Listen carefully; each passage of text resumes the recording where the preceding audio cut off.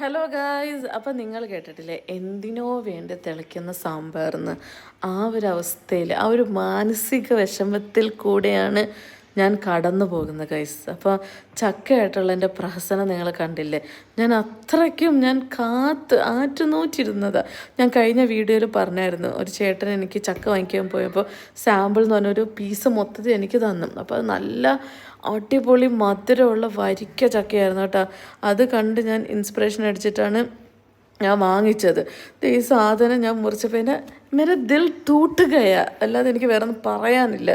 പച്ച ചക്ക, അതായത് പുള്ളി പറഞ്ഞ് പിറ്റേന്ന് തന്നെ മുറിച്ചോ, പഴുത്ത് വേണമെന്ന് പറഞ്ഞ്. ഞാൻ എന്ത് ചെയ്തു, 2 ദിവസം കൂടെ വെയിറ്റ് ചെയ്തിട്ട് ഞാൻ അത് മുറിച്ച്.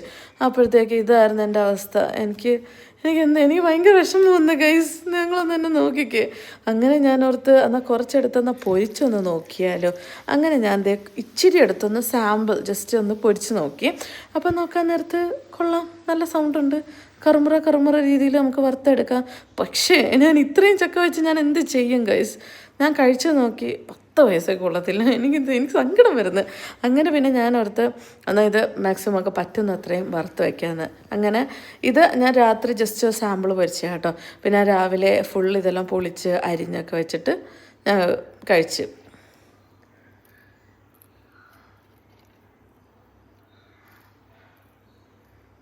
അപ്പോൾ അതേ കൊള്ളാം, സംഭവം സെറ്റാണ്. അങ്ങനെ പിറ്റേന്ന് നമ്മുടെ ഉരുളിയിൽ ഇച്ചിരി വെളിച്ചെണ്ണയൊക്കെ ഒഴിച്ച് വെളിച്ചെണ്ണയിൽ ഈ സാധനം ഞാൻ പൊരിച്ചെടുത്ത്. പിന്നെ അത് കഴിഞ്ഞിട്ട് എൻ്റെ ഒരു ഹാഫ് പോർഷൻ പിന്നെ ഉണ്ടായിരുന്നേ. ഞാനത് 2 ദിവസം കൂടെയും വെച്ച്. ഇനി എങ്ങാനും പഴുത്താല നോക്കാൻ നേരത്ത് ഭയങ്കരമായിട്ടുള്ള കൂഴച്ചക്ക, അത് കുരുങ്ങുന്ന ടൈപ്പ്, ഒരു ഇച്ചിരി ചുളയേ ഉണ്ടായിരുന്നുള്ളൂ. പക്ഷെ ഞാൻ ഈ ചക്ക വാങ്ങിക്കലിലൂടെ മൊത്തത്തിൽ ഞാൻ പറ്റിക്കപ്പെട്ടു. അപ്പോൾ നിങ്ങൾ ഇനി വാങ്ങിക്കുമ്പോഴത്തേക്ക് ഫുൾ ചക്കയായിട്ട് വാങ്ങിക്കരുത്, മുറിച്ച ചക്കയെ വാങ്ങിക്കാവുള്ളൂ ഗൈസ്. പറ്റിക്കപ്പെടും.